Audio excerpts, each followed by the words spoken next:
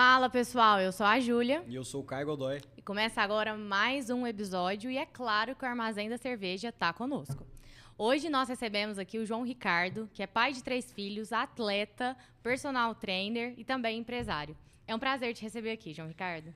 Boa noite, pessoal. O prazer é todo meu. Queria agradecer verdadeiramente o convite e o que eu puder contribuir, estou aqui para responder tudo. Muito obrigado por você ter aceitado. Acho que é a primeira vez que a gente vai falar com alguém relacionado, né, à área da saúde de um modo geral, principalmente na parte esportiva. E a gente fica muito feliz que você aceitou esse convite para falar. Penso eu que deve ser o maior, se não for o maior, um dos maiores fisiculturistas que a gente tem na nossa cidade.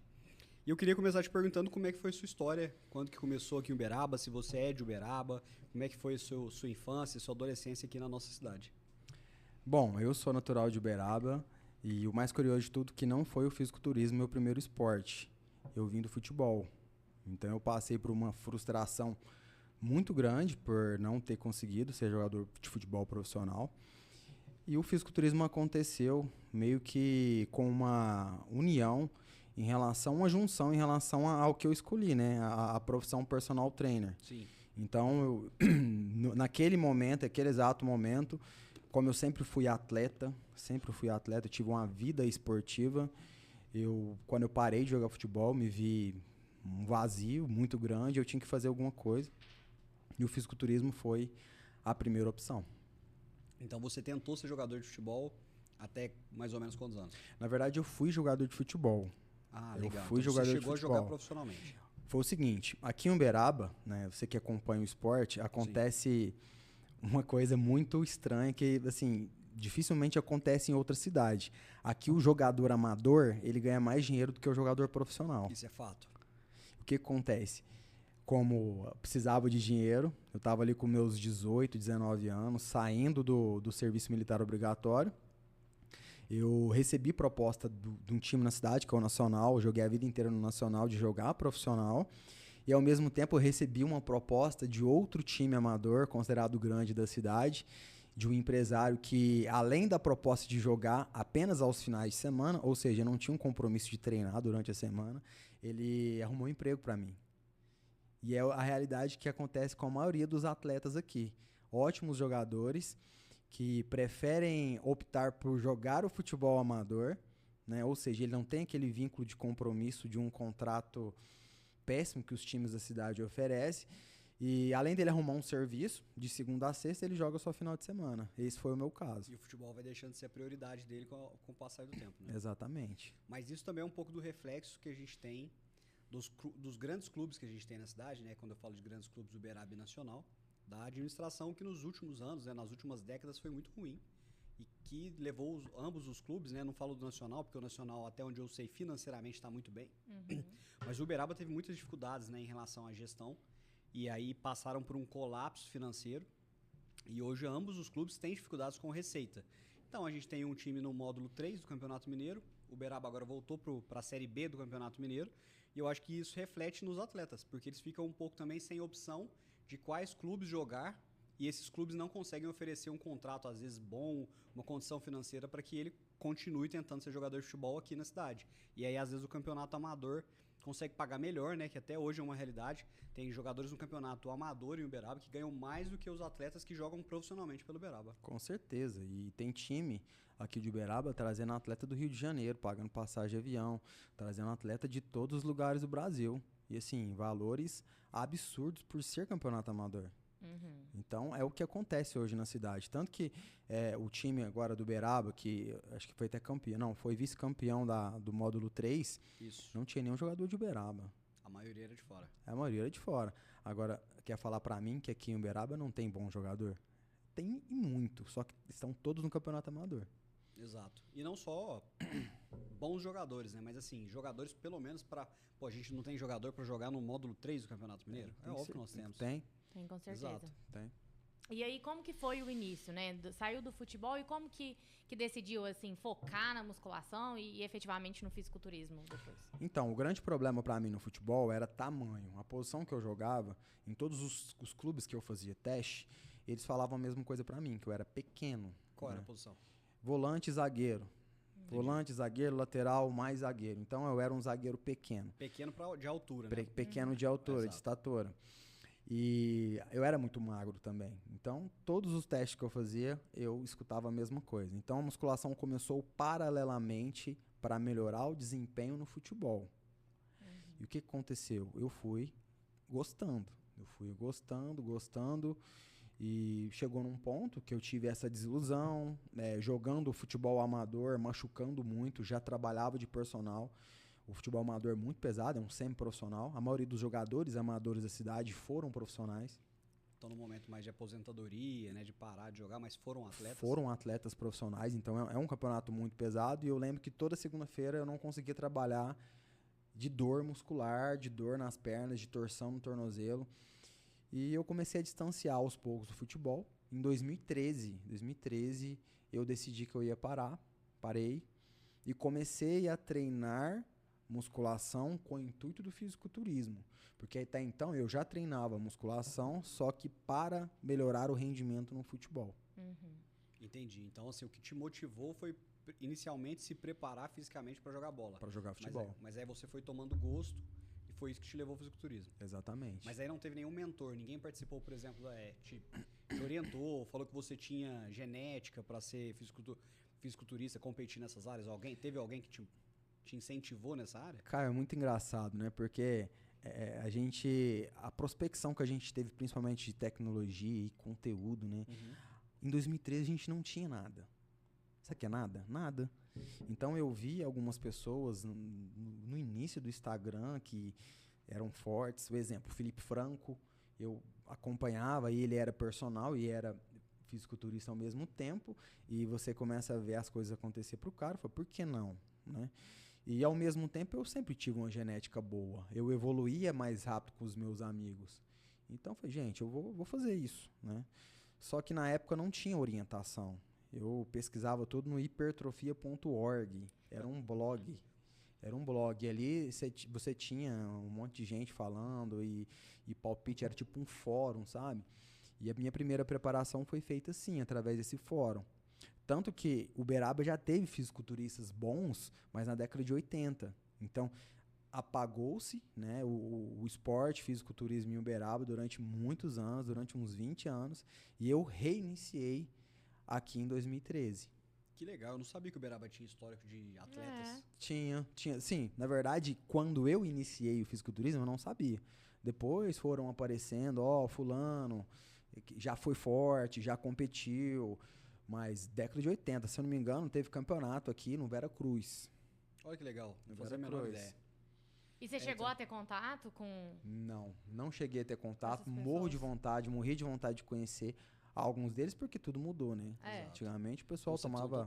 Total, não tinha suplemento, tomava suco de beterraba para treinar, a academia era uma barra e só o mínimo do mínimo. E dentro dessa realidade, né, do fisiculturismo que você falou que mudou muito, o próprio Felipe Franco, se não me engano, hoje é deputado em São Paulo, deputado estadual. Exatamente. Hoje, se você pensar que a gente buscava informação, né, em orgs, por exemplo, igual você falou, em sites, enfim, tinha algumas coisas que são absurdas hoje em dia. Hoje nós temos um mundo completamente diferente, né? Vários influenciadores, positivamente e negativamente, mas hoje tem tanta informação na internet e era inversamente o contrário, proporcionalmente ao que a gente tem hoje. Porque antigamente tinha muito miticismo sobre o que era o fisiculturismo, né? Caio, só que assim, você foi muito feliz no inversamente proporcional. Porque antigamente, você pegava a ficha, exemplo, acontecia muito. O treinador, o instrutor da academia, ele te dava um papel escrito com o seu treino. E aquilo ali era guardado a 7 chaves. Você seguia aquilo ali religiosamente. Exatamente. Entendeu? O que a gente faz hoje? Né? Tem um nome, infotoxicidade, excesso de informação. É tanta coisa na internet que as pessoas são incapazes de olhar para frente. Olha pro retrovisor, olha pro outro retrovisor, faz a rotatória, vira esquerda, vira direita, elas não seguem um caminho correto. Então esse excesso de informação ele está mais atrapalhando do que ajudando. Hoje tem diversos cursos, né, que as pessoas vendem para direcionar treinos, sendo que antigamente era totalmente ao contrário. As pessoas tinham um treino ali na academia que o personal passava para ela, personal ali, né, o instrutor da academia, e ela seguia aquele treino e hoje Até é ficar total... bom. Até ficar bom, exato. Tirava o máximo daquele papelzinho. Exato, e hoje é o Sabe? contrário, Totalmente completamente o contrário. Né? Hoje, é igual eu trabalho com consultoria, eu vejo muito isso acontecer, porque assim, você pode citar nomes aí, um Renato Cariano da vida, um cara autoridade máxima do que ele fala. Um aluno seu, ele vê o Renato Cariano dando uma dica de treino, ele quer te questionar o porquê que ele também não está fazendo aquele treino que o Renato Cariano está falando. Isso é só um exemplo. Exato, exatamente. É completamente o inverso que a gente vivia há 10 anos atrás. Total. Passo longe de competir ou de ter algum físico, né, perto de competição, mas comecei a academia 10 anos atrás, quando eu tinha 17, 18 anos, e era exatamente isso. A academia era uma outra concepção. Não faz muito tempo, tá vendo? Não faz muito tempo, foi muito rápido, né, essa mudança. Muito rápido. E como que é, na prática, a rotina de um atleta fisiculturista? Olha, eu posso responder essa pergunta de várias maneiras, porque assim, a palavra atleta, ela tem um significado muito grande, porque muitas pessoas se intitulam atletas pelo simples fato, se tratando do fisiculturismo, de subir em um palco. Só que eu não era um atleta de fato. Eu fazia uma preparação de 3 meses e subia num palco. Eu não vivia aquela vida de atleta. Hoje, eu sou muito mais atleta do que quando eu era realmente um atleta. Entendeu? Então, hoje eu sigo uma vida regrada. O ano passado que eu retornei às competições, eu sigo uma vida regrada. Mas o fisiculturista em si é um esporte 24 horas. Né? Na verdade, você vive em prol do corpo, né? Uma vida para um corpo, e não um corpo para uma vida. Então, você tem uma vida... Exato. Ao ponto, tipo, são tantos detalhes que, tipo, fase de hiperidratação, desidratação para você subir num palco. Exemplo, chega nesse ponto, se minha mulher pega minha garrafa d'água e toma um pouco da minha água, ela desintegra a quantidade de água que eu estava bebendo. Só pra você ter uma noção da quantidade de detalhes que é a vida de um fisiculturista. E sendo assim, ele pesa todos os alimentos, ele tem horário para dormir, ele tem horário para acordar, ele tem horário para fazer o aeróbio, ele tem horário para fazer a refeição pós-treino e assim consecutivamente. Dá para ter vida social assim durante essa preparação? Zero vida social. Zero vida social. Dentro dos esportes, né, das competições que a gente tem no mundo, penso eu que o fisiculturismo, na minha concepção, né, dos que eu conheço, deve ser o segundo mais complexo. Eu coloco o segundo porque, em primeiro, para mim, é o MMA, que o atleta também tem uma preparação muito rígida, não tão rígida quanto a do fisiculturismo, mas a consequência do que acontece com ele lá dentro do ringue pode ser caótica, né? Ele pode ser brutalizado, enfim. Mas o fisiculturismo, para mim, tá entre, se não for a segunda, tá entre os piores esportes no sentido de abdicação de tudo, né? Exato. Porque você abdica da sua vida, enfim, você não pode fazer absolutamente nada, você não tem um tempo de E aí eu não digo nem porque o atleta não pode, mas ele tem a consciência de que aquilo faz mal para ele e ele não consegue mais aproveitar momentos da vida. Não consegue. Ele não consegue ir num aniversário, num sábado de um familiar, né? E comer um pedaço de bolo. Isso. Porque se ele comer, ele vai ficar mal com ele mesmo, ele sabe que ele se sabotou. Então ele abre mão de E que isso vai trazer consequência para ele diante do que ele com espera, certeza. né? Eu citaria outro esporte, que é o Ironman. O Ironman também é super complexo. Só que o Ironman, ele tem uma liberdade alimentar maior, porque o atleta, ele treina muito mais do que qualquer outro. Ele pode ingerir calorias. Ele pode ingerir mais calorias. Agora, o fisiculturista, ele, nesse ponto alimentação, eu acredito que ele sofre ainda mais do que o lutador de MMA. Com certeza. Sem Porque, exemplo, você viu o documentário do Conor McGregor, né? Sim. Eles fazem ali a desidratação, a hiperidratação, saiu dali. Ele tem a válvula de escape, ele entra numa pizza, num hambúrguer. Exato. O fisiculturista, quando ele sai, ele faz o mesmo processo para bater o peso, sofre do mesmo jeito, né? Alguns tomam diurético, e ele sai dali, ele tem que tomar cuidado com a quantidade de carboidrato que ele vai ingerir. Exato. Ele tem que tomar cuidado com a quantidade de água que ele vai ingerir. Ele não pode entrar com sal de uma vez, ele tem que entrar com sal aos poucos ou não entrar com sal. Então tem essa quantidade de detalhes. Não, a complexidade do fisiculturismo é muito maior. Eu falo mais no sentido da brutalidade que tem o MMA, enfim, mas a preparação do fisiculturista é muito pior. Até porque alguns atletas de MMA conseguem ainda comer, às vezes o cara tem uma facilidade para bater o peso dele na categoria, então ele come, ele se dá ao prazer de comer, às vezes, um carboidrato, uma pizza, alguma coisa assim durante a semana. o fisiculturista não. E ele tá ali todo dia tendo que pesar o arroz. É um negócio assim.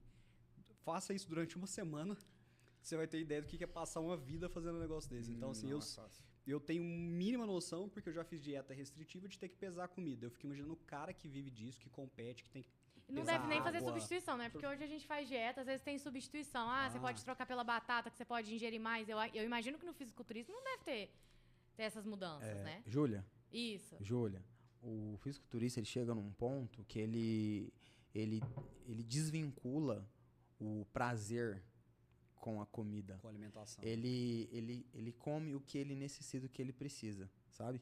Ele não tem essa questão de, hoje eu estou com vontade. Não, acabou. Ele tem que comer aquilo. Ele fica completamente cego. Ele não sente mais. Ele perde esse sentimento do prazer pela comida. Exato.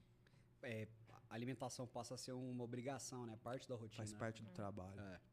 O fisiculturismo vai moldando o corpo, mas também, ao mesmo tempo, ele muda a cabeça do atleta. Como é que é essa mudança? Como é que é na prática viver isso? Tem algumas coisas que, por exemplo, quando você não compete mais, decidiu não competir, algumas coisas mudaram na sua cabeça que eu acho que você nunca mais vai voltar atrás. Como é que é isso, essa mudança? Então, se eu falar pra vocês hoje que eu não tô de dieta e eu falar pra vocês o que eu tô comendo, vocês vão falar, pô, você tá de dieta. Você tá de dieta. Entendeu? Então, chega num ponto que você aprende a viver. É o famoso lifestyle, né? Que as pessoas gostam de falar. E tem certas coisas que eu não me faz falta mais, sabe? E é devido à herança do fisiculturismo, sabe? E quando a gente inicia, né, um plano alimentar voltado para a competição, no início é muito complicado. Porque você ainda tem essa vinculação do prazer, né, da gratificação imediata da comida propriamente dita. E ao longo do processo você desvincula disso. Então, digamos que hoje eu saio da dieta, entre aspas, que eu vivo de dieta, por questões sociais, por comer às vezes com os meus filhos, com minha esposa, mas assim, não tem mais aquela necessidade de comer alguma coisa diferente. E você carrega isso pro resto da vida. Parece papo, vindo de mim, né? Parece papo de coach, mas assim, você muda o mindset, né? Total. Só que aí, Caio, é um sentido binário, né? Eu tô te falando do consolidar novos hábitos, né? Você consolida esses novos hábitos. E em relação às questões emocionais, o fisiculturista que toma hormônio, ele é um processo já diferente. Entendeu? Ele sofre com muitas questões emocionais, porque o hormônio em si, ele mexe completamente com a cabeça do cara. Então, ele sofre um pouco mais. Exato. Nós vamos falar muito sobre isso também, porque eu quero ouvir a sua opinião sobre esse tema. E assim, dentro das competições, existe algo de bastidor que às vezes não é passado pro público? Tem alguma história legal, assim, de bastidor das competições? Olha, eu vou ser bem sincero com vocês. O ano passado eu voltei a competir natural, né? Eu sempre competi hormonizado. E uma menina me procurou para fazer uma entrevista de TCC e ela me fez essa pergunta, sabe? Foi a Ana Júlia? Foi. Conheço ela. E a pergunta dela, eu respondi, né? Assim, e a minha resposta, de acordo com a pergunta que ela me fez dar um tempo do fisiculturismo. Porque, assim, eu descobri hoje, com a minha maturidade, que eu gosto de preparar, eu gosto da preparação, eu gosto mais do processo do que no dia. O dia é horrível. O dia deve ser insuportável. O dia da competição é insuportável. Igual o campeonato que eu competi em Uberlândia agora. Foi lá no UTC, no Uberlândia Tênis Clube. Só para vocês terem uma noção, né? Você perguntou de bastidor, que poucas pessoas sabem o que o fisiculturista passa no dia do campeonato. Não tinha lugar de sentar. Não tinha lugar de deitar. Aí eu forrei uma toalha em cima da arquibancada do ginásio. Detalhe, a arquibancada estava cheia de bosta de rolinha. Aí você forra a toalha ali, aí eu deitei. No que eu levantei, deu uma chuva lateral, molhou a toalha. Aí não tinha mais lugar de escorar, não tinha lugar de sentar. Aí você tá pintado, chovendo, o ginásio furado, as telhas do ginásio furado. Cada pingo que cai na sua pele faz um risco na pintura. Que te atrapalha consideravelmente, né? Pra quem Dito resultado, se quem você assiste a gente e não sabe, a pintura no corpo do fisiculturista é fundamental para não sei, performance. não sei se você viu a última competição do Ramon, né? Que ele suou e a tinta saiu. Enfim, você quer ir no banheiro, não tinha que atravessar um local que você tomava chuva. Aí você não Nossa. consegue ir no banheiro, você não consegue sentar, você não consegue escorar. E nisso, você passou por um processo de desidratação. Você não pode beber água, porque se você beber água, você pode estragar o seu físico. Você não pode comer, senão você dilata a sua barriga. Aí, chovendo, ventando frio, sem camisa, de sunga, Caos. tremendo, segurando para não tremer.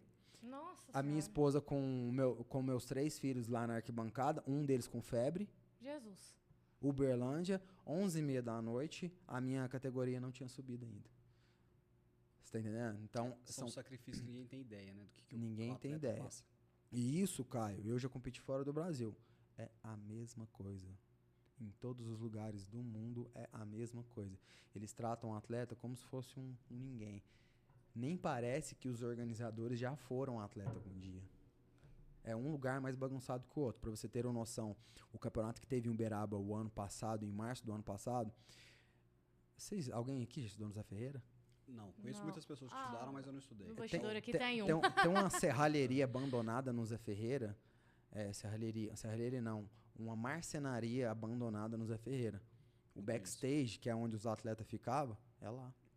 Era lá. Um calor insuportável.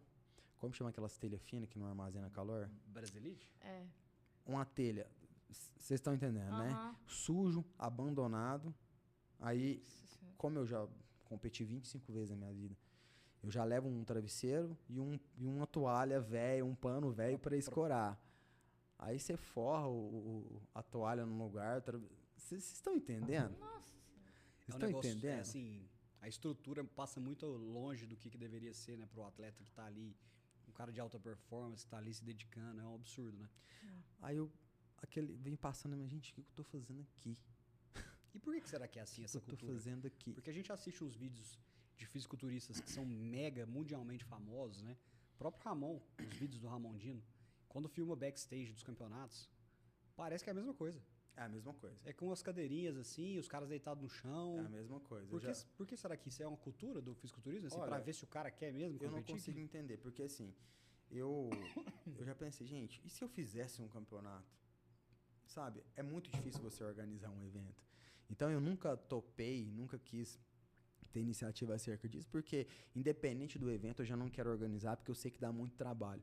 Mas eu não consigo entender, porque assim, eu já competi Mr. Universo, que é mundial, eu já competi Arnold, já competi Mr. Olímpia, e é tudo no mesmo jeito. Eu lembro que o Mr. Olímpia em São Paulo, porque você tem que aquecer para dar um pump, né? Sim.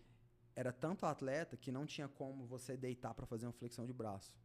De tantas pessoas no mesmo lugar. De tantas pessoas no mesmo lugar. E um encostando no outro, tira sua tinta e pega a tinta do outro. Nossa, e Gente, que loucura. é uma loucura. Uma coisa que você não imagina, né? Eu, assim, que sou de fora e só Nem assisto sonho. a hora que o Ramon sobe lá, É uma a gente nem loucura. imagina uma coisa dessa. Eu competi em Aracaju uma vez, 42 graus, num ginásio.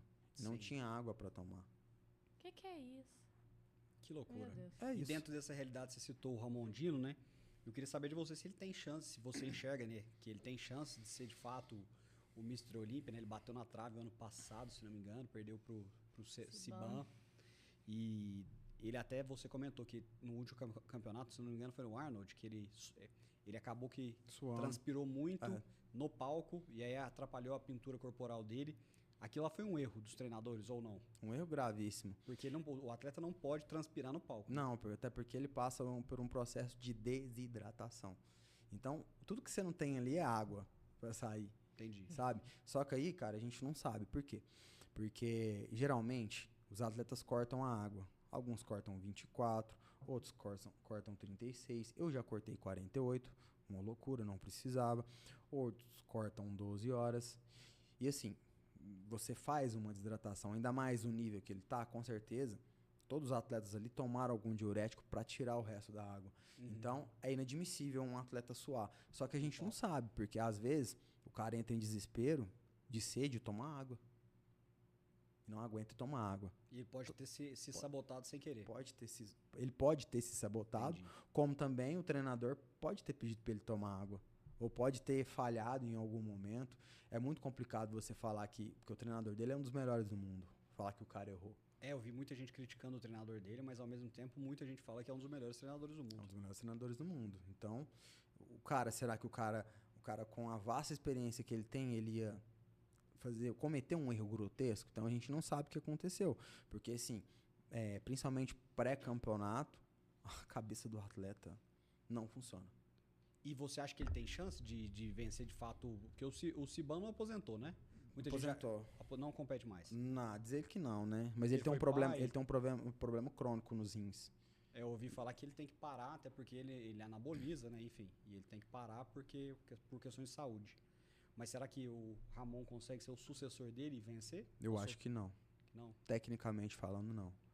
Porque chega num ponto, Caio, que assim, principalmente o senso comum, eles não sabem o que faz um atleta ser melhor do que o outro no nível que eles estão.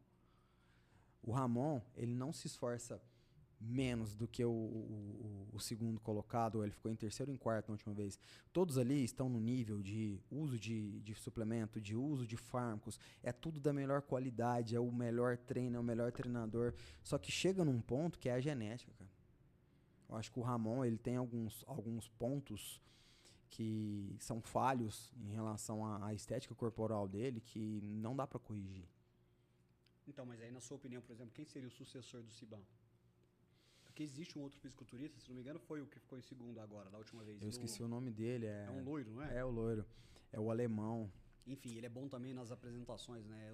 É esse mesmo, eu esqueci o nome dele. Eu esqueci como que pronuncia o nome dele. Ele tem umas apresentações que são bem diferentes, não sei se a família dele é ligada à dança, e aí...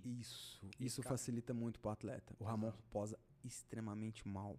E o Ramon começou tarde, né? Começou tarde e ele posa muito mal. É uma das maiores críticas que ele sofre, é o quanto ele posa mal. Ele melhorou muito, mas ainda posa muito mal, e isso ganha campeonato.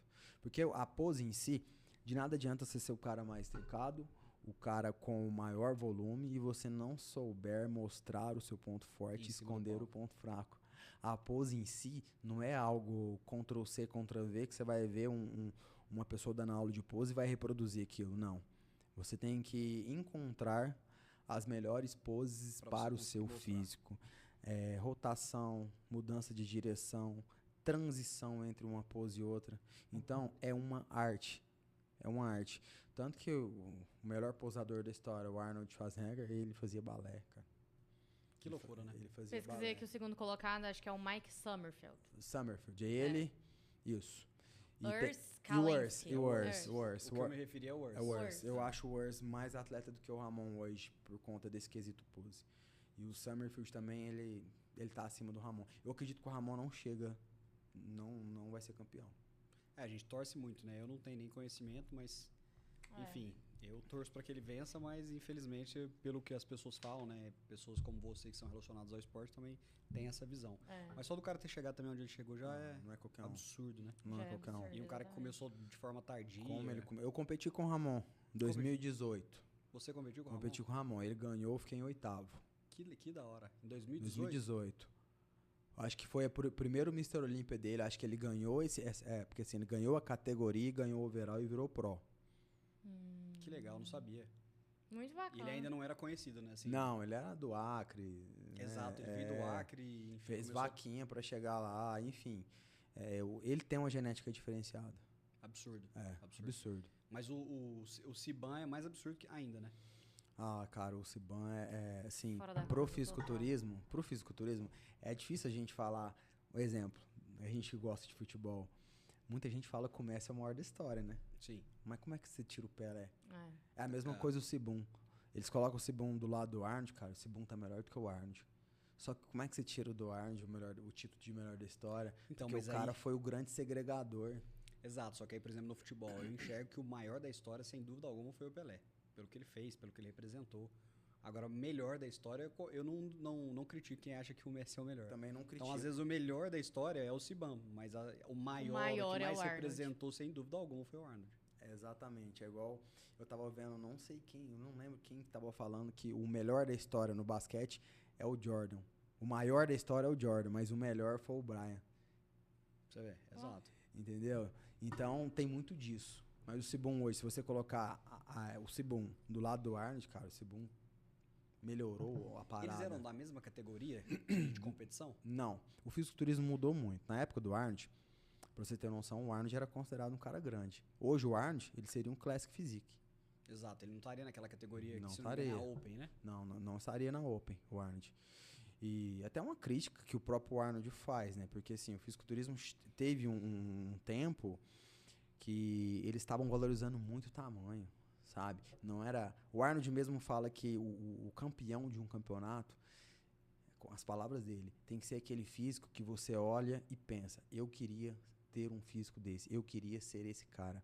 É um físico bonito que destaca em uma praia. É as palavras do Arnold, Exato. entendeu? E o que aconteceu uma época, principalmente na época do Ronnie Coleman? O cara... Anomalia com o negócio. Total. Barriga estufada. Assim, é um negócio, assim, horripilante mesmo, sabe? Então, assim, eu que sou leigo, né, não sou da área do esporte, tenho uma visão como cidadão, que só acompanha, às vezes, e não vivo aquilo.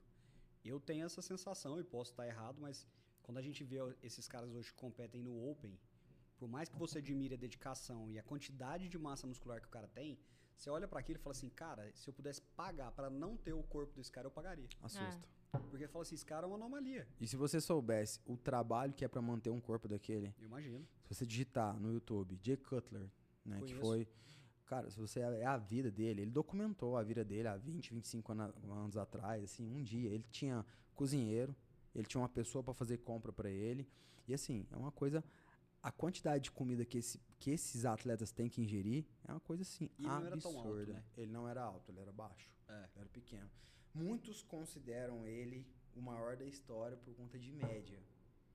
Pela quantidade de vezes que ele foi campeão, que foi 6 vezes, e a quantidade de vezes que ele foi segundo colocado, que foi 8 vezes. Ah, que loucura. Então ele Entendeu? sempre teve pelo menos top 2 a... Ele ficou muito tempo perdendo pro Ronnie Coleman, ficando em segundo.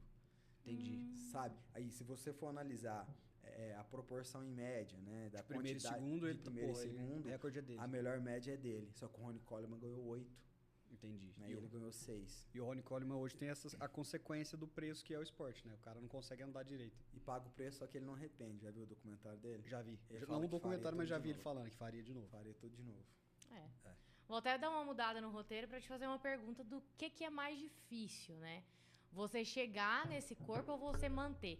Eu lembro que eu segui a Lara Nesteruk, que é nutricionista, mas hoje não atua tanto na área da nutrição, e ela fala que você trabalha pra ter o corpo dos seus sonhos uma vez na vida. O que você acha sobre isso? Aquele corpo do fisiculturista, ele vai ficar ali por no máximo 2, 3 dias.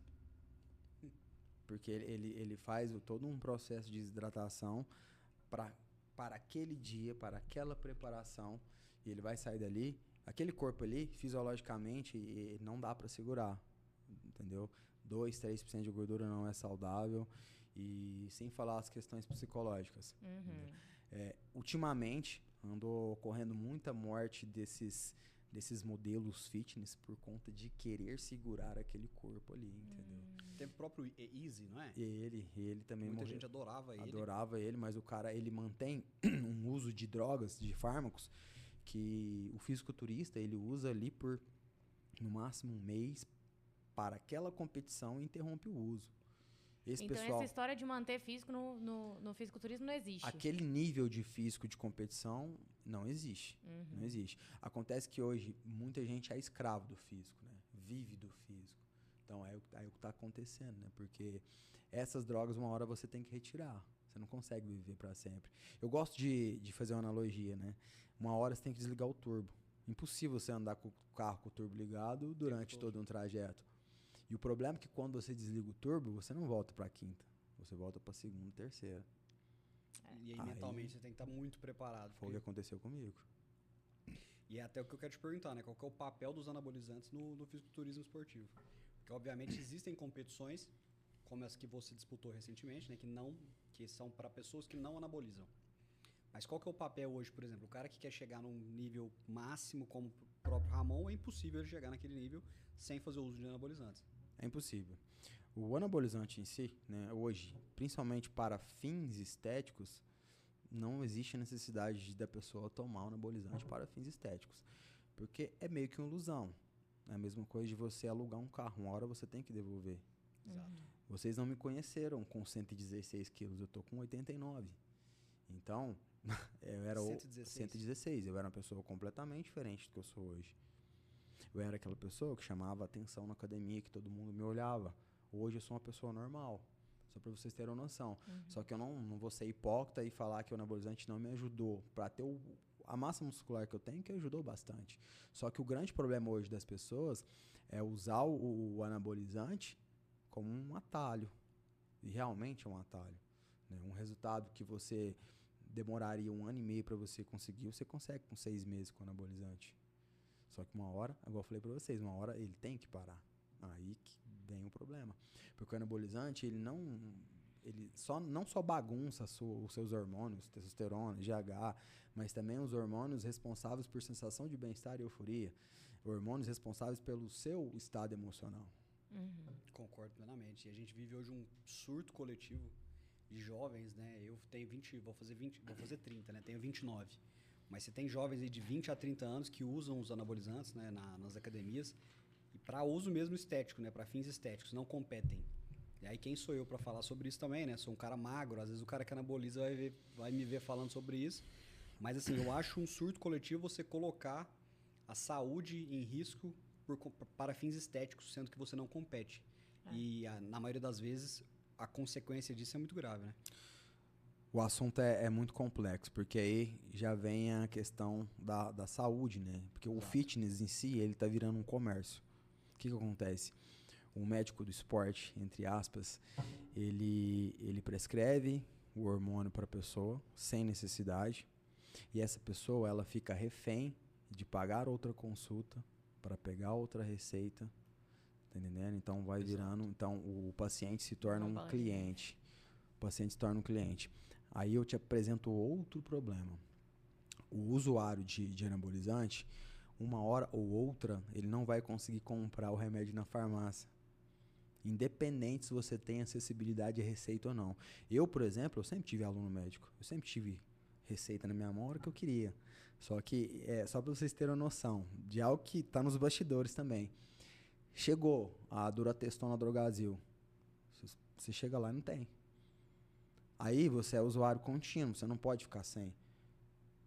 Você vai buscar uma forma ilegal. Aí você vai comprar de underground. Laboratório underground é laboratório em fazenda, laboratório escondido. Não sei se vocês acompanharam a apreensão do laboratório ali indo para Ribeirão Preto. Tinha remédio de sarna de cachorro dentro do laboratório. Agora, qual que é o nível de limpeza e pureza que esses anabolizantes estão sendo fabricados? Exatamente. Então, isso é um fato, isso acontece. E o comércio de anabolizante, ele é mais lucrativo do que o comércio de droga, gente, cocaína. É um negócio absurdo, os caras estão ficando ricos com isso. É que no fim do dia é uma droga, né? É uma droga. Lícita, mas é uma droga. É uma droga. E o que vem acontecendo? Os nossos atletas, os grandes players do fitness, eles são patrocinados por esses laboratórios. E coloca lá o link, o cupom de desconto. E o moleque leigo, que quer crescer, que se espelha nele, ele vai comprar. E aí o moleque pesa 75 quilos, vai lá, usa, bate 80 e poucos em curto espaço de tempo, ele não vai querer parar de usar aquilo. Não vai querer parar, ele se torna um dependente. Se torna um dependente químico. Caio, eu queria parar de falar com isso. Tem hora que eu mesmo não aguento mais, sabe? Ah, não, eu vou parar de falar com ele. Coisa chata, que é assunto chato. Mas eu não posso parar. Exato. Eu não posso parar de falar, porque futuramente, cara, daqui uns 6 meses, 1 ano, 1 ano e meio, vocês não têm noção do quanto a população será afetada com essas prescrições sem necessidade do anabolizante. E eu não falo só de questões sexuais, questões de libido, por questões de vaidade, mas sim por questões emocionais, porque isso afeta completamente, diretamente o emocional das pessoas. Tem um fisiculturista, não sei se ele é conhecido ou não, mas eu já vi alguns vídeos dele falando sobre isso.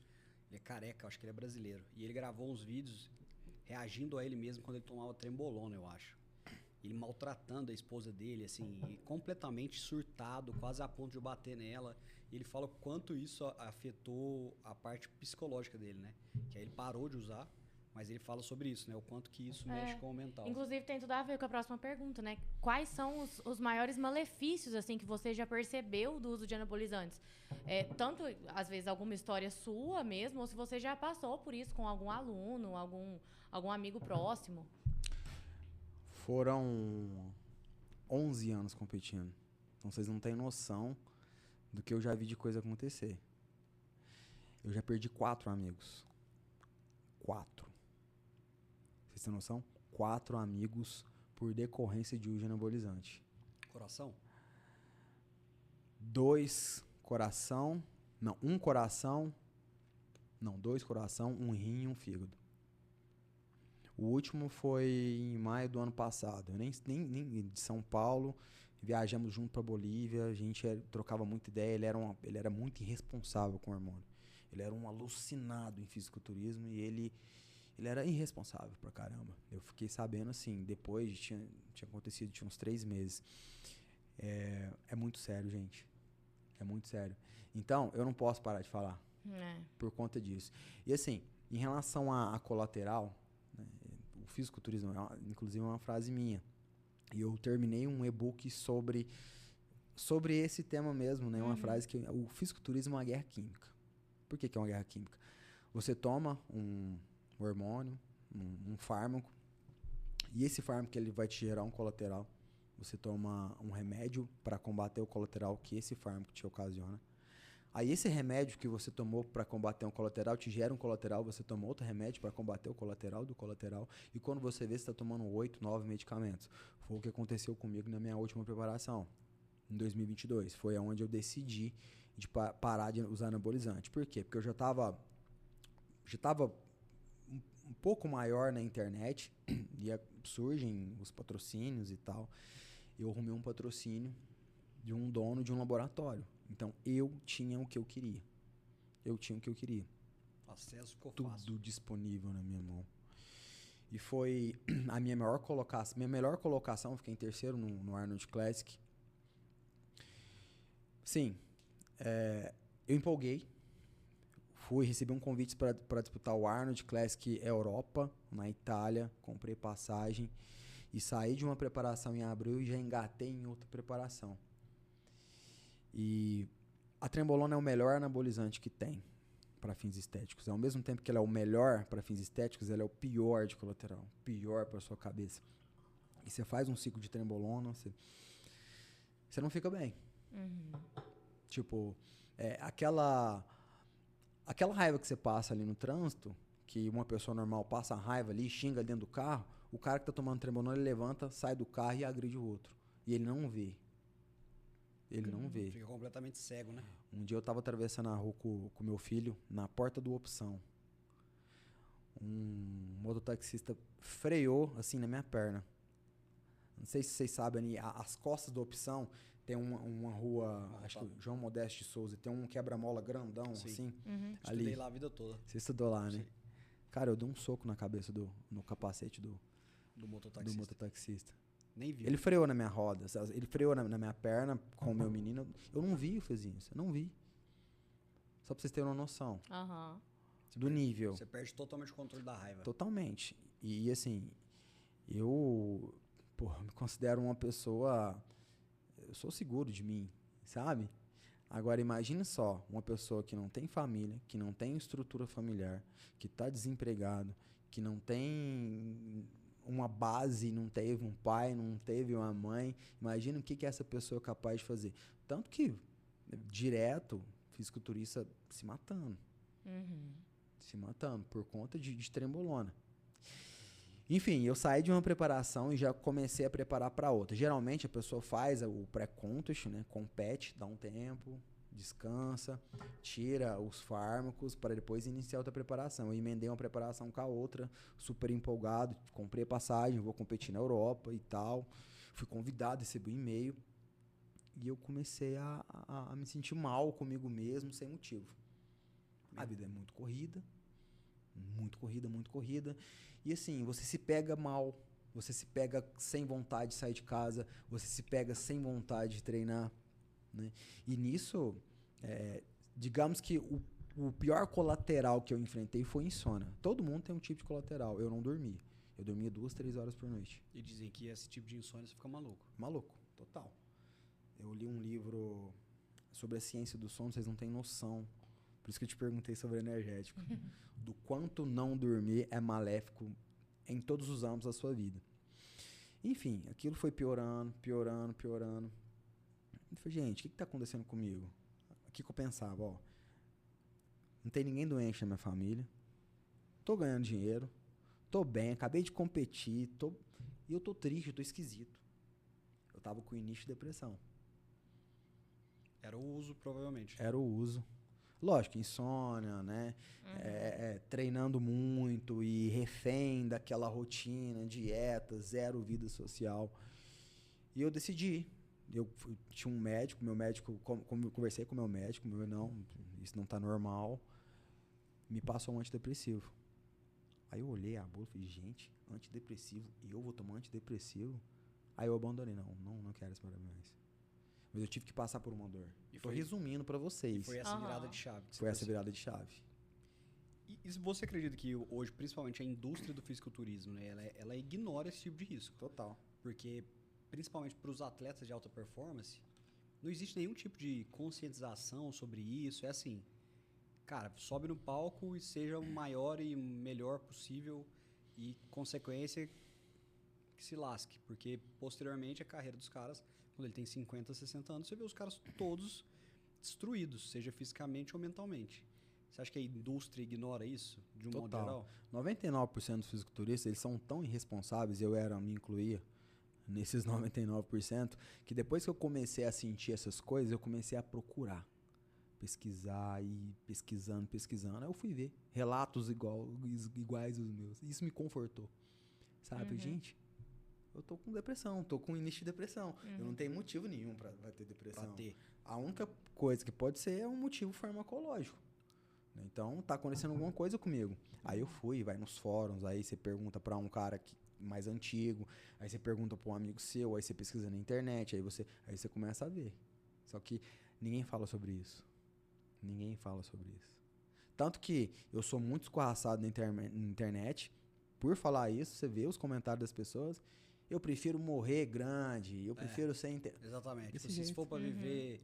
Prefiro viver metade do tempo, mas com shape ideal, esse tipo de imbecilidade. Que o cara só, às vezes, vira a chave quando ele tá na cama do hospital.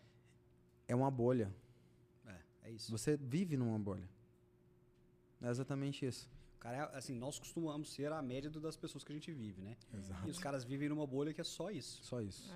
Tanto que os poucos influenciadores, né, que colocam o dedo na ferida e falam sobre isso, vou citar aqui aquele Rodrigo Góes, que ficou famoso por uns jargões que ele fez, né? Fez até com você. Ele me cancelou. Ele te cancelou? Me cancelou, foi bom pra caramba ele ter me cancelado. Acredita que eu não vi? Ele fez um episódio só pra mim. Falou que você era fake Nery. Caralho. Você não viu? Não vi. Que isso? Eu não vi. Eu fui cancelado mundialmente, cara. Eu falo porque o Rodrigo foi cancelado por vários influenciadores que anabolizam.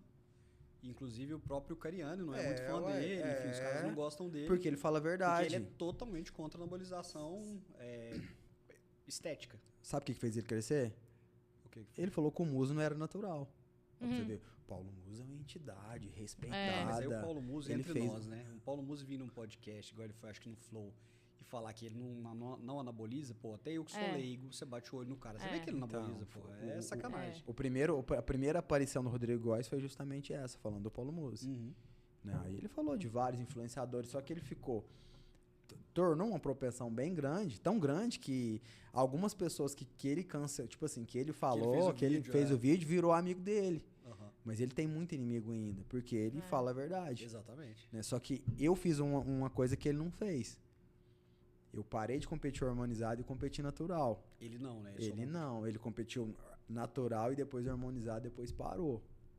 Né? E ele fez um quadro meu e falou que eu não vi. Você acredita que eu não vi? Eu não cheguei a ver. Ele levou na brincadeira, porque eu marquei ele viu, conversou comigo, ele levou na brincadeira. Mas o que ele falou? Ele falou que eu não tava puro. Que eu ganhei um campeonato lá em Curitiba, um campeonato só de naturais. Sim. Só que dentro das normas, eles pediam 200 dias sem o uso de anabolizante.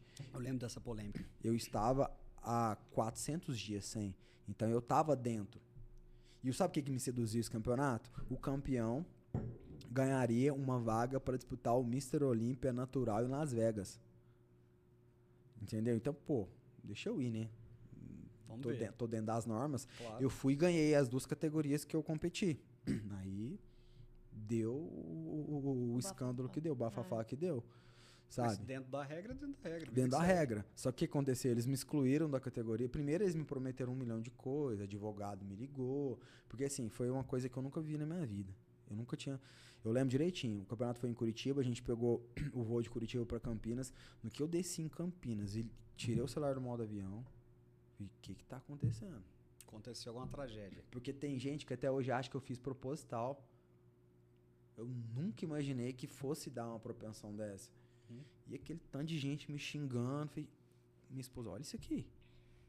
E sabe, eu peguei o carro de Campinas até Ribeirão, eu tive que parar em Ribeirão.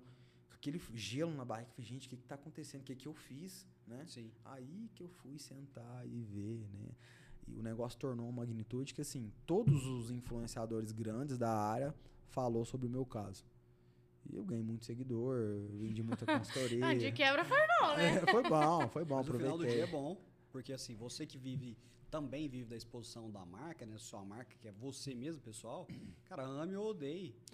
Pra você, é óbvio que é ruim psicologicamente você passar por isso, você abrir o celular e ver várias pessoas te ofendendo, porra, mexe com a sua cabeça. Mas no final do dia, pra você é bom, que é a exposição. Eu aproveitei pra criar conteúdo, eu criei muito conteúdo, quando eu fui, criava 3, 4, 5 reels por dia. Nossa. E assim, eu nunca ganhei tanto dinheiro. É isso. É isso, tem que usar o ódio da internet pra... Fez do limão uma limonada. Eu usei certinho. energia ao meu favor. É isso. É isso. E assim, nesses campeonatos naturais, qual que era a maior diferença? Júlia, é uma pergunta muito boa, sabe por quê? Na minha cabeça, se você tivesse me perguntado isso o ano passado, eu não te falaria o que eu tô te falando agora. Na minha cabeça, eu tava péssimo, horrível. Eu fui com a autoestima super baixa. Por quê? O campeonato foi em abril de 24. Em março de 24, eu competi aqui em Uberaba. Sem anabolizante, Mas contra... ainda próximo do... Era mais próximo em 23, né? Que você competiu. Não, 24. 24. Eu competi sem anabolizante contra pessoas que usam anabolizante. Eu sou acostumado a competir em campeonato grande. Eu competi, fui campeão brasileiro, fui campeão paulista 3 vezes, fui campeão sul-americano, competi 2 sul-americanos, um fiquei em terceiro, outro ganhei, competi Mr. Universo, competi Mr. Olímpia, competi Arnold. Aí eu chego em Uberaba e fico em terceiro. Pô, colocação excelente pra quem não tá tomando hormônio, não é verdade? Mas mexe com a sua cabeça. Pô. Mas aí eu fiquei com a cabeça muito ruim. O que eu pensei? Eu estou muito ruim. Como assim? Eu tô competindo aqui em Uberaba, eu já viajei pra fora do país pra competir. Campeonato grande e não ganhei. Aquilo me arrebentou psicologicamente. Então, na minha concepção, isso chama de dismorfia, né? Eu estava péssimo, né? E eu cheguei lá em Curitiba, e eu mesmo sem usar hormônio, mesmo com uma desvantagem hormonal fora do comum, todo mundo ficava me olhando. No backstage, todo mundo me olhava. E eu, por que esse povo tá me olhando? Alguma coisa. Porque eu ainda era diferente. Eu estava diferente dos demais. Só que eu não sabia. Porque eu estava com a autoestima tão ruim que eu não sabia. É porque ali você tava numa bolha também só de atletas que não faziam uso, né? Exatamente. E o povo pedindo pra tirar foto comigo. Eu achando aquele estranho. E assim, os caras olhando, que físico massa. Tipo assim, natural com físico desse, né? Sim. Então, seria hipócrita eu falar que o hormônio não me ajudou. Só que aí tem uma questão. Primeiro de tudo, quantas pessoas vocês conhecem, vocês não são da área, talvez vocês não vão entender o que eu tô querendo dizer, que competiram hormonizado, que pararam de usar hormônio e competiram natural. Eu não conheço nenhum. Eu também não conheço história nenhuma. Eu não Não sou da conheço. área. É mais difícil, você quer dizer, você parar mais o harmonizado. difícil. Entendi. Porque é o seguinte, como que o homem funciona? Suponhamos que o Caio vai amanhã e faz o exame de testosterona e a testosterona dele natural é 500, certo? Tá ótima, tá boa. Testosterona ótima para ele viver o resto da vida. A partir do momento que ele começa a tomar a testosterona, a testosterona dele vai para 1.500. Do nada, assim, triplica, né? Quando ele parar, ele nunca mais vai ter o 500 que ele tinha natural. Porque o corpo parou de produzir, né? O corpo, ele entende que não precisa mais produzir, sabe? Então, o que acontece? Eu competi o campeonato aqui em Uberaba com a testosterona praticamente zerada. Um homem sem testosterona. Competindo no campeonato de fisiculturismo. E hoje a minha testosterona é uma testosterona baixa. Aí eu competi em Uberaba, fiquei em terceiro. Competi em Curitiba, ganhei. Aí no final do ano, peraí, então eu vou de novo no campeonato hormonizado. Ganhei de novo de hormonizado, só que aí eu ganhei. Ganhei de quem toma hormônio. Entendeu? Então, assim, pode ser que outra pessoa faça isso algum dia, mas a maioria das pessoas que param de tomar hormônio para até de treinar. Porque o cara perde também o desempenho no treino dele é completamente diferente. Total. São duas pessoas completamente distintas. É assim, a maioria não para, né? Vamos ser sinceros, a maioria toma o resto da vida, porque ela não volta à produção natural de testosterona, e quem para de tomar hormônio não volta a competir. Então eu fiz o contrário. Aí foi uma polêmica, falaram que ia criar uma categoria para mim, a categoria que chama transição. Aí Cada uma, né? Pô, transição, tô parecendo transição de mulher pra homem, tá doido? Eu não quero competir na categoria, não. Eu saio da competição. Entendeu? Aí foi um bafafá geral, todo mundo falando sobre mim, as pessoas entrando no meu perfil, me chamando de aproveitador, de sacana, que pode devolver os troféus, e o presidente da federação me ligava o tempo inteiro, perguntava se eu tava bem, se eu precisava de advogado, e eu reivindicando minha vaga para ir para os Estados Unidos. E aí você não foi? Não fui. Não deixaram aí eu desisti, fiquei sabendo uma coisa? Não quero saber desse povo mais, não. Deixa isso quieto. Mas, João, deixa eu fazer uma pergunta que é polêmica, né? O fisiculturismo, eu já vi, inclusive, alguns fisiculturistas falarem sobre isso. O fisiculturismo é uma competição ou é um concurso? Porque os critérios são subjetivos. E eu já vi muita gente falar sobre isso. Qual que é a sua opinião? A subjetividade do fisiculturismo, ela é complexa. Porque, assim, tá lá, 5 árbitros avaliando. Talvez o seu olhar é interpretativo. Você tem uma interpretação diferente da minha. Então, e aí é um esporte ou é um concurso? Porque tem gente que sente que o fisiculturismo ele é diminuído se você for colocar ele como um concurso. E eu acho que não faz, pelo menos na minha visão, não faz diferença. Assim, a dificuldade continua sendo a mesma, o mérito é o mesmo, mas você acha que existe uma diferença? Porque tem alguns não, né? Mas os critérios são subjetivos, né? Totalmente subjetivos. E eu acho que a melhor definição para o fisiculturismo em si, que é um esporte de demonstração. Porque você precisa do exercício em si para você moldar o seu corpo. Concordo. Sabe? Só que não é um esporte de rendimento. Você não precisa de melhorar o seu VO2 máximo, a sua resistência para você subir em um palco de fisiculturismo. Pelo contrário. Eu agora estou em outro esporte, né? Tô treinando para outro esporte. Agora eu estou em busca de melhorar o meu rendimento físico. Qual esporte? Eu estou treinando para Ironman. Ah, então, você citou Ironman, mas não falou que você ia... Que loucura. É a mesma coisa de você colocar o Usain Bolt, correr uma maratona junto com o Vanderlei Cordeiro de Lima. Passa mal. Tô sofrendo. Gente, eu tô chocada. Agora eu tô treinando de verdade, porque agora eu tô tentando melhorar as minhas marcas. O fisiculturismo, cara... Não tinha isso, né? Não tinha tem método. isso. Você tem que melhorar a sua estética. Você chega num ponto de treinamento do fisiculturismo que não tem a necessidade de você aumentar a sua carga para você melhorar. Não é a carga que vai te melhorar. É o tempo que você passa fazendo. E às vezes é tanto que é demonstração que você ganha um campeonato talvez estando pior fisicamente e esteticamente do que um campeonato que você perde. Exatamente. Por isso que eu falo que, assim, às vezes a concepção do concurso é justamente por isso. Porque às vezes o melhor que sobe no palco não vence. Não vence. E não depende dele. Igual eu falei pra você, se você é um cara que posa muito bem, porque assim, geralmente, o atleta que posa muito bem é um cara que dançou, um cara que veio da dança, um dançarino. Às vezes você sabe tanto esconder os seus pontos fracos e mostrar o seu ponto forte, que você ganha de um cara muito melhor que você. Ai, que loucura. Por simplesmente demonstrar melhor, mas principalmente os atletas antigos, eles sentem, nossa, eles ficam muito bravos quando você fala isso, né? Que não é um esporte. Exato, porque eu já vi, eu falo assim, eu não tenho problema em falar, até porque eu não sou da área e respeito muito a área, né? Mas eu já vi muitas discussões sobre isso e faz sentido os argumentos de falar que é concurso e não esporte, pelo fato de não depender do atleta e pelo fato de ser um critério subjetivo. Total. Então assim, faz todo sentido, né? Você não tá desmerecendo, né, a preparação em si, Exatamente. você tá fazendo uma avaliação estritamente sobre os critérios. Eu sigo achando que, inclusive, tá entre ali os esportes, né, se considerado esporte, uma preparação, Mais assim, a maior difícil. abdicação que pode ter no mundo. Mas é isso, existe margem para você entender que é um concurso por ser um critério subjetivo, né? Mas vamos pegar a ginástica artística e rítmica. Exato, então. É uma demonstração. Só que para ela demonstrar bem, ela precisa de resistência, ela precisa de flexibilidade, ela precisa de algumas aptidões físicas. Assim como vários outros esportes dependem da subjetividade dos juízes, né? Total. É. Se a gente for analisar o hipismo, e aí, onde entra o hipismo? Exato. Verdade. E assim, saindo um pouco desse universo de competição e indo mais um pouco para sua área de personal trainer, o que você vê hoje que é o maior erro que as pessoas cometem ao começar na academia? Nossa. Elas erram muito? Primeiro de tudo, né? Todo mundo precisa de uma orientação. O grande erro está em não procurar orientação. E o que está acontecendo hoje?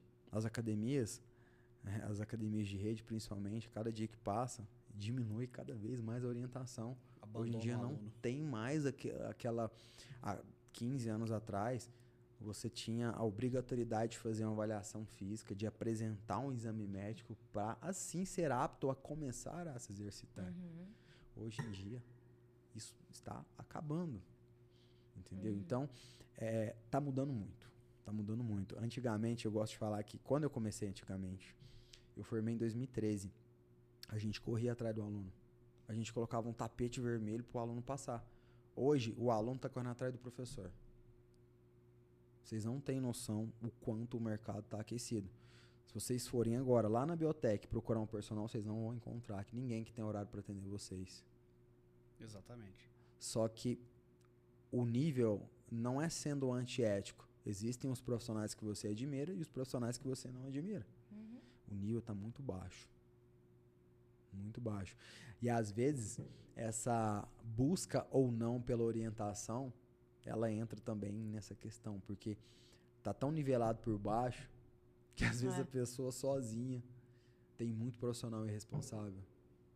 Eu concordo. Eu acho que para a pessoa começar a academia hoje, quem nunca fez o exercício de hipertrofia, é muito complicado, principalmente se ela não tiver noção nenhuma. Porque ela vai numa academia, ela fica abandonada. Total. Sim. O personal não, o instrutor. O instrutor, nessas academias maiores, não consegue dar atenção, tem poucos instrutores. Então, assim, o cara que nunca fez, a mulher que nunca fez, é complicado. Se ele não tiver condição de pagar um personal, é muito difícil começar. É muito complicado.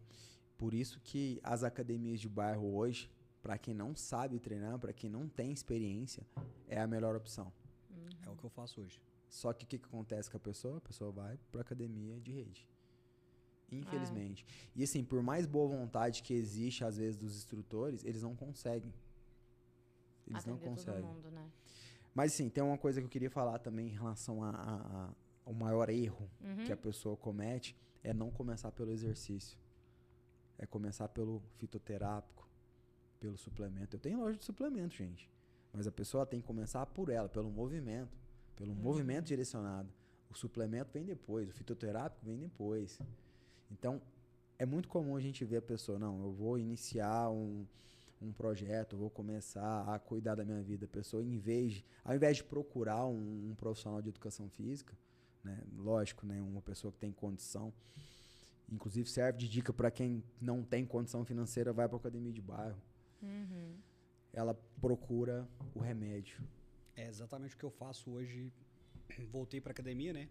Levei a minha mãe, que nunca tinha treinado hipertrofia, e a gente faz uma academia de bairro, tem pouquíssimas pessoas no nosso horário, e aí o instrutor, tem 4, 5 pessoas, o instrutor consegue auxiliá-la, porque se a gente estivesse treinando numa academia de rede, teria 50 pessoas, Seria nunca. um número. Seria um número, exato. E aí dentro desse cenário, na minha visão hoje, tem muitas pessoas que romantizam o sobrepeso. E na internet é o que mais tem. Vou dar um exemplo da Thaís Carla, que é um assunto para algumas pessoas polêmico, para mim não é. E ela, por muito tempo, né, romantizou o sobrepeso, é muito acima do peso. O que você acha disso? Você acha desses influenciadores que romantizam isso? Porque nós não estamos falando de uma questão estética, né? Pessoa que tem muito acima do peso, como ela, por exemplo, o risco de vida. Uma atrocidade ao coração pesar, por exemplo, o peso que ela pesa hoje. A obesidade mata mais de 3 milhões de pessoas por ano. Então, se a gente for pensar principalmente em gasto com saúde pública, é algo gigantesco, né? E hoje em dia na internet, né, se você escolhe um lado polêmico, um lado contrário, você ganha uma certa visibilidade. E influenciadores como a Thaís Carla, a cada dia que passa, não sei se vocês viram uma personal gordinha também, que agora tá romantizando a obesidade, ela tá ficando bem famosa, tá com muitos seguidores. Eu acho que eu vi o vídeo dela. Eu sei quem é. E é isso que está acontecendo. Primeiro, se tratando de um profissional da saúde, romantizar uma condição de doença, né? É totalmente incongruente. Agora, em relação a esses influenciadores, é um absurdo. Porque, assim, influenciar hoje em dia, na verdade, o que você fala hoje na internet tem muito poder. Né? E, assim, a pessoa acaba escolhendo o lado mais fácil. Porque, principalmente essa pessoa que... Porque, gente, julgar o obeso é muito complicado. Um exemplo. A criança obesa. Na maioria das vezes a culpa não é dela, é culpa dos pais. A criança não faz compra. Aí a pessoa já cresce nesse ambiente obesogênico. A probabilidade dela se tornar um adulto obeso é imensa. É gigantesca. Essa criança obesa, ela não faz educação física, ou seja, ela não vai ter a vivência do exercício físico. Se ela for fazer alguma vez, infelizmente, o esporte oferecido dentro da educação física escolar, não são todos, mas é a maioria, é um esporte que só quem é bom pratica. E que para quem é obeso é super difícil. Super difícil. Né? O gordinho, geralmente, ele não é bom. Então, isso vai gerando uma bola de neve negativa na vida dessa pessoa, que futuramente ela vai ser uma pessoa que vai romantizar a obesidade, porque é muito mais confortável ela ficar ali, adotar essa atitude perante a todos os estímulos que ela recebeu durante toda a vida dela, do que o caminho contrário. Vocês concordam? Sem dúvidas. Tem um programa muito famoso que é Os Quilos Mortais, né? Que é um programa americano que mostra pessoas que chegaram ao extremo do extremo, né? Pessoas que pesam até 300 quilos. E aí, sempre nos episódios do programa, você consegue ver que tem, às vezes, um familiar mais novo, um adolescente, que tenta ajudar essa pessoa, um pai que já pesa 300 quilos, que não consegue ficar em pé mais, mas que esse adolescente você vê no programa que já está obeso, muito acima do peso, mas como é que você vai julgar ele? Porque ele mora numa família que consome uma quantidade absurda de comida, onde o pai já é obeso mórbido, então, assim, não tem muito como ele fugir disso, né? É o que você falou, vai ser normal para ele, né? Vai ser normal. Se ele acha... quando você começa uma dieta, né? Eu tenho começado algumas aí nos últimos anos. Começado algumas. A orientação é sempre, tira as coisas que você não pode comer. Pra que você vai ter uma bolacha na sua casa? Exato. Você não vai comer bolacha, chega como uma fruta, né? Então, assim, tirar essas coisas e que são muito tentadores, principalmente pra criança, né? Então, uma bolacha, um biscoito, um chocolate, um docinho, uma bala e não sei o quê. Então, assim, essas coisas realmente vão virando uma bola de neve, né? Exatamente. O meu filho do meio, ele não é da minha esposa, né? Ele é com outra mulher. E eu ganhei a guarda dele tem 1 ano e meio. Ele chegou pra morar comigo com 97 quilos, com 12 anos de idade. Ele está com 70 quilos. Ele perdeu 27 quilos em 1 ano e meio. Detalhe, eu nunca pronunciei a palavra dieta lá em casa. Convivência, né? Ou seja, ambiente obesogênico deixa a pessoa obesa. É o ambiente. Sempre foi muito ativo, só que assim, até hoje ele tem as recaídas dele. Só que, gente, 27 quilos é muita coisa. E pra alguém muito jovem, né? Muito jovem. 12 anos, 97 quilos. Então, só pra vocês terem uma noção, o quanto os pais, né? O quanto é difícil julgar esse pessoal. É uma missão do profissional da saúde, assim, uma das mais difíceis pro futuro. Exato. Porque, assim, se a gente for analisar, é muita coisa contra. Ao mesmo tempo que cada dia que passa as pessoas se movimentam menos, porque, veja bem, se a gente for traçar uma correlação entre o ser humano da década de 70 e o ser humano de hoje, o ser humano da década de 70, ele gastava cerca de 800 a 1.000 calorias a mais do que o ser humano de hoje. Ah, mas João, as academias estão aumentando, a cada dia que passa as pessoas vão mais na academia, o fato de você ir na academia, não é um fator preponderante se tratando de ser ativo fisicamente. Às vezes a pessoa vai 3 vezes na semana na academia e não é ativo fisicamente. E lá na década de 70 ia trabalhar a pé todo dia, né? Todo mundo se movimentava mais. Exato. Aí tem a questão que as pessoas a cada dia que passa se movimentam menos. E tem também a questão da alimentação. A cada dia que passa os alimentos estão mais fáceis. Pô, eu não sou tão velho, mas eu lembro de férias escolares à tarde, eu tava com fome, eu subi no pé de manga, descascava a manga com o dente e chupava uma manga à tarde. Que hoje é inimaginável, né? Pra alguém totalmente. O meu menino mais novo nunca tinha descascado da mexerica. Tem noção? É completamente diferente. Tem o noção? acesso hoje é muito maior. 12 anos. Ele nunca tinha descascado da mexerica.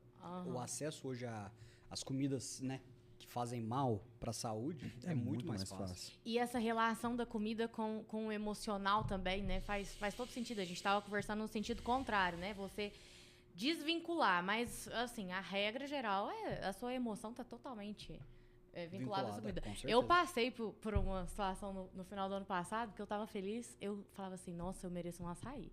Aí eu tava triste, eu falava, nossa, tô tão triste, eu mereço um açaí. Aí nisso, o açaí que abriu em uma semana, eu tava lá 7 dias na semana comendo açaí do lado do gabinete, falei, não. Digamos que é um dos principais problemas hoje é as pessoas tentarem tapar essa lacuna emocional com a comida. Principalmente o açúcar. O açúcar promove uma liberação de hormônios responsáveis por sensação de bem-estar e euforia, assim como o exercício físico. Então a pessoa sente aquela gratificação imediata ali, meio que mascara aquele problema, né, e gera um pico de insulina e 30, 40 minutos depois ela está querendo mais alguma coisa. E hoje em dia muita gente come as emoções. Com certeza. Esse negócio de comer doce, eu lembrei de uma fala do Mário Neto, que ele fala assim, se for pra errar na dieta, erra no sal, porque se você errar no doce, o trem piora. Exatamente. E hoje, João, você também empreende apoiando outros profissionais, né? Como que aconteceu isso, assim? Como que você percebeu que... você falou várias vezes aqui durante a entrevista, né? Você tem que falar sobre isso. Quando que foi que a sua ficha caiu, que você falou, não, eu preciso de dar um passo além na minha profissão e incentivar outras pessoas? Olha, na verdade a gente não deseja o que a gente passou principalmente de ruim pra ninguém, né? Então, assim, eu posso salvar outras pessoas, eu posso evitar que problemas como o meu não aconteçam, porque assim, eu sou uma pessoa completamente estruturada, tive meu pai, tive minha mãe, sou uma pessoa bem-sucedida profissionalmente, meus filhos são saudáveis, eu tenho uma vida magnífica e me vi numa situação de depressão. Sabe? Então assim, eu tive que ser muito forte, né, por conta da decisão que eu tomei, com toda essa base, com toda essa estrutura, com família, com berço. Agora imagina uma pessoa que não tem. Então eu preciso de propagar mais esse tipo de assunto para ajudar outras pessoas. E evitar, logicamente, que aconteça problemas como esse. E que vai acontecer, e que vai ser muito comum. Que são naturais hoje em dia, né? Total. A suplementação hoje ele é um assunto não tão polêmico quanto era antigamente, né? Eu lembro que quando eu comecei a fazer academia lá, há 10 anos atrás, os pais, não sei se você já deve ter ouvido muita história assim, os pais, a gente escondia pote de whey protein, porque os pais achavam que aquilo era um absurdo. O Vitor que tá aqui, tá fazendo assim com a cabeça, deve ter passado por isso. Então, assim, eu tenho vários amigos que escondiam a creatina, porque, meu Deus, né? Se o pai ou a mãe pegasse a gente usando aquilo, era um absurdo. Como que você vê isso hoje, né? A questão da suplementação, você mesmo falou que o primeiro passo de uma pessoa deve ser começar a se exercitar. E como que você vê a importância da suplementação hoje para o treino dessas pessoas, principalmente que não competem?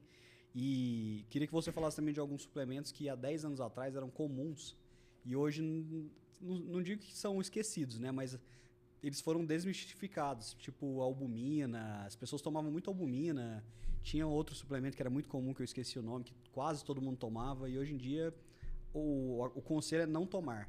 Não faça uso. Olha, primeiro de tudo, a tecnologia e a informação, principalmente a informação, veio que desmistificando, né, essa questão principalmente da cabeça dos nossos pais. E própria acessibilidade à suplementação. Sim. Não sei se você lembra, eu sou um pouquinho mais velho que você. A primeira loja de suplemento que teve em Uberaba era GSF na Guilherme Ferreira. Eu acho que eu lembro. Eu lembro direitinho. Eu era muito magrinho quando criança, minha mãe comprava Mega Mass. Eu lembro disso. Muita gente... Nem existe mais. Exato. Nunca mais vi. Antigamente tinha um whey de baunilha, morango e chocolate. Só. Hoje em dia, Milhões. daqui a um dia tem um whey sabor capim, gente. Tô de pistache. Só pra vocês terem uma noção do Exato. quanto... Agora, em relação à suplementação, a gente tem que analisar a individualidade da pessoa. Eu vou dar um exemplo muito claro de pessoas com extrema necessidade de suplementar. Vamos pegar um idoso. O idoso, ele vai perdendo os dentes, né? Ele não consegue comer carne, ele tem um estômago enjoado. Eu falo isso porque meu pai tem 75 anos, eu vejo isso acontecer lá em casa. E a pessoa, por uma questão de saúde, ela precisa de bater a quantidade de proteína diária, né? E o idoso, ele não bate a quantidade de proteína diária, né? Aí a gente pensa, não, a expectativa de vida do brasileiro tá aumentando. Tá aumentando. Tá. Só que ao mesmo tempo que aumenta, e o número de queda de idoso que também aumenta. Então, de que adianta a pessoa viver até os 85, 90 anos sem Viver bem, né? a independência do se locomover? É viver, né? E não sobreviver. Porque hoje Exatamente. muito idoso sobrevive. Sobrevivendo. Exato, Então, se a gente for analisar principalmente essa população ela precisa de tomar whey. Ela precisa de fazer uma reposição de proteína. Se tratando da creatina, que é o suplemento mais estudado do mundo. Gente, a creatina ela tem benefício até neural. Ela está sendo estudada até para pessoas portadores de Alzheimer e para evitar o Alzheimer. E faz cair cabelo ou nada? Não tem nenhum estudo Que comprova, comprovando isso, sabe? né? Exato. Aí, em cima disso, Tem né, muita gente que fala algumas sobre pessoas, isso. né, igual eu falei, você tá na internet, você sabe o que eu tô falando. A pessoa vai falar isso para ganhar compartilhamento, mas assim, se tratando de ciência, não tem nada falando que a creatina faz cair o cabelo. Se tiver um pouquinho de chance, a gente passa longe. Em relação aos suplementos que são poucos comercializados, igual a albumina, por exemplo. Antigamente, a albumina era muito mais barata do que o whey. Hoje em dia, o whey está super acessível. E a albumina, ela tem um sabor ruim. As pessoas estão procurando muito sabor. Só para vocês terem uma noção. Eu montei a minha loja em junho de 2023. A primeira compra que eu fiz foi pensando na minha cabeça de atleta. Não, eu vou comprar suplementos que são bons do ponto de vista nutricional. Eu não pensei em sabor. Eu tive que mudar completamente. Não vendeu, exato. Porque hoje em dia as pessoas estão procurando sabor. E a albumina é ruim pra caramba.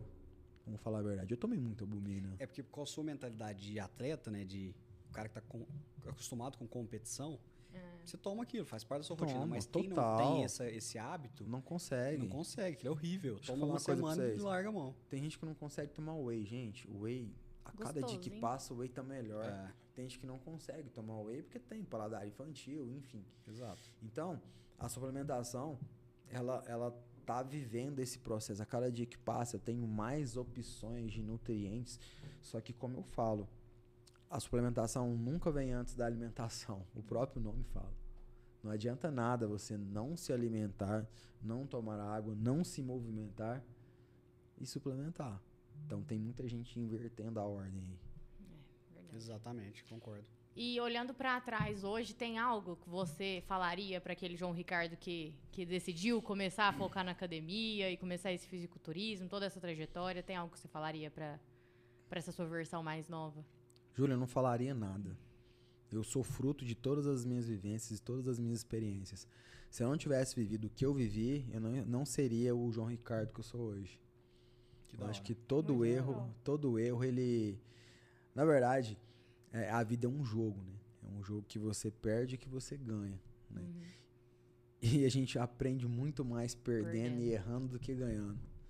Então, quanto mais você perde, mais cicatriz você ganha, mais vivência, mais experiência você adquire e melhor você fica. quanto mais cicatriz você tem, mais forte você fica. Então, 90% desse assunto hoje existe por conta dos meus erros. Uhum. Não tem dúvida nenhuma. Breca não, deixa vir. Exatamente. Resiliência total. Na minha área profissional é exatamente sobre isso também. Eu comecei muito novo, fui eleito muito jovem, passei cada perrengue. Mas se não fosse isso, eu não teria a maturidade que eu tenho hoje. E você pode ter certeza que você vai errar muito ainda. Exato, exatamente. Você vai decepcionar com muitas pessoas. Você vai, talvez, arrepender de alguma coisa que você fez ou que você não fez. E a vida é isso. E é do jogo. É isso. É do jogo. Queria aproveitar a oportunidade também para agradecer mais uma vez o Armazém da Cerveja, que mandou essa box, essa caixa para a gente fazer aqui o podcast. É um dos nossos grandes parceiros aqui do programa. E para quem tem o intuito de fazer pedido de bebidas e não precisa de uma caixa térmica, essa caixa aqui é show de bola, porque ela não vaza, já vem com gelo. E é uma grande dica para quem quer sair, quer fazer um churrasco, enfim. Muito obrigado pelo apoio da marca de sempre e vale a pena, o produto é de qualidade. João, queria te fazer uma pergunta sobre o início, quem está iniciando essa carreira como personal, né, dentro da academia. Qual conselho você daria para alguém que está começando a sua carreira?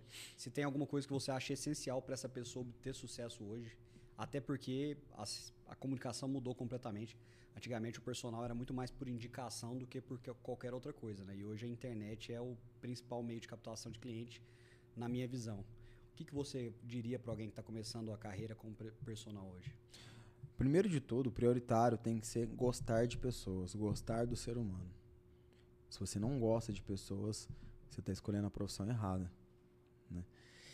E outra coisa muito importante é que o personal trainer, o treinador, entre aspas, ele não é só aquela pessoa que está ali no campo de atuação profissional prescrevendo um exercício ou um esporte, né? Ele é profissional 24 horas do dia. Todas as ações e atitudes que ele tem durante o seu dia impactam positivo ou negativamente o aluno em si, as pessoas que o acompanham. Porque hoje a gente fala de ambiente, o ambiente hoje ele não é só esse ambiente físico que a gente vive, é um ambiente virtual. Então, hoje, principalmente com a propagação da internet, o que se vê profissionais sendo totalmente incoerentes com a atividade profissional que eles escolheram na internet, é ter a consciência que todas as ações elas impactam, e a nossa profissão é uma profissão que exige que você dê e seja o exemplo, porque o que seria de nós se nós não persuadimos os nossos alunos a consolidar hábitos saudáveis?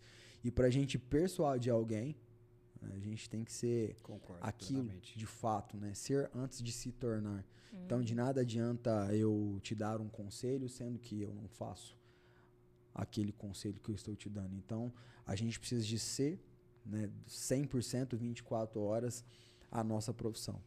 Eu concordo plenamente. Inclusive, eu não sou crítico, né? Mas assim, eu penso que as pessoas que são relacionadas à área da saúde, da preparação física, elas precisam minimamente inspirar pessoas, né? Uhum. E aí a gente falou sobre o caso dessa influenciadora, né? Que é obesa e fala para pessoas, normaliza isso. Eu acho que se você vai vender saúde, vender no bom sentido, né? Inspirar pessoas a se movimentarem, a serem saudáveis, você tem que ser saudável, né? Minimamente saudável, porque não faz sentido você falar de uma coisa que você não faz, que você não leva no dia a dia. Então, eu acredito muito nisso também. Inclusive, eu comentei da Ana Júlia, né? Eu sou da mesma idade da Ana Júlia, então, assim, sempre a gente se conhecia ali da escola e tudo mais. Mas ela tem se destacado muito nas redes sociais justamente por essa postura que ela tem adotado, né? Ela fez uma preparação um pouco mais rígida, assim, sei de acompanhar. Então, era batata e frango, batata, frango, batata, frango, batata, frango. Eu falava, Jesus, o que tá acontecendo? Então, ela tem seguido aí esse espaço nas redes sociais, tem crescido muito. E eu acho que ela tem um futuro promissor aí pela frente. Eu ia comentar na hora que eu falei da Ana Júlia, mas aí me perdi. João, a gente tem um quadro aqui que chama Bate-Bola, Jogo Rápido, que é assim, a gente faz uma pergunta e você responde com o que vier na sua cabeça, assim, na hora. De forma dinâmica, respostas curtas. Respostas curtas. Bora. E aí a primeira é, se você prefere treinar sozinho ou com alguém? Treinar sozinho. Um suplemento que é superestimado. Estimado? Superestimado. As pessoas falam bem, mas não costuma levar a lugar nenhum. BCAA. BCAA, é o suplemento que eu tava esquecendo o nome. Exato. Fisiculturista que mais te inspira? Sempre foi o Arnold. Anabolizante é vilão ou ele é mal utilizado? ele é vilão. O que te tira do sério na área fitness? Incoerência profissional. Qual que é a pior fase da preparação física? Pior fase, a última semana. Os últimos 7 dias. O que você mais gosta de treinar? Eu gosto de treinar ombro. Nossa, Deus que me livre. Muito bom, eu adoro treinar. Eu odeio. Qual que é a meta pessoal, sua principal meta pessoal que você ainda tem vontade de bater? Ser ferramenta e instrumento de mudança de vida. Alcançar o máximo de pessoas que eu puder alcançar. Com a minha mensagem. E agora uma pergunta padrão que a gente faz pra todo mundo pra encerrar o episódio. Qual frase estaria na sua lápide? Que você gostaria Que eu gostaria... que estivesse. Eu vivo o desconforto. Eu vivo o desconforto 24 horas. Né? Não necessariamente seria uma frase. Mas não existe evolução no conforto. Né? A partir do momento que você tá confortável em algum âmbito da sua vida, é a hora de você sair. Eu não lembro se foi alguém que falou alguma coisa nesse sentido aqui. Me veio um flashback também. Se não me engano, foi o Moisés, professor de jiu-jitsu. Ele falou algo semelhante a isso. Ele falou uma frase que é famosa no mundo das lutas, que é assim: encontre conforto no desconforto. Se não me engano, foi a frase que o Moisés usou aqui. É muito isso também. É o meu lema.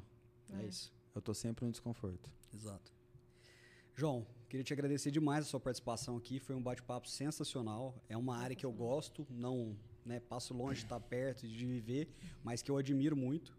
E foi um bate-papo muito bacana. Muito feliz por você ter topado aqui. Acho que a gente vai... As pessoas que vão assistir têm muito a aprender e a entender sobre o fisiculturismo, sobre o esporte de um modo geral. E é isso, eu queria te agradecer. E se você também puder deixar suas redes, enfim, falar um pouquinho sobre seus canais de comunicação. Mais uma vez, muito obrigado. Primeiro de tudo, eu queria agradecer, né, o convite. Né? Eu sou grande admirador do seu trabalho. A gente já conversa por inbox já tem um bom tempo. E assim, pelo simples fato de concordar com as ideias um do outro, a gente está sempre conversando e marcando um ao outro. Então, me senti lisonjeado pelo convite, né? Agradeço a oportunidade. Quem quiser me acompanhar, o meu Instagram, @ojoão.ricardo, é o meu canal principal hoje, né? Que eu propago conteúdo, sou bem ativo nas redes sociais. E no mais, agradecer mesmo o convite. Que isso. João, muito obrigada. Agradecer também a banca do Dinei que esteve com a gente em mais um episódio.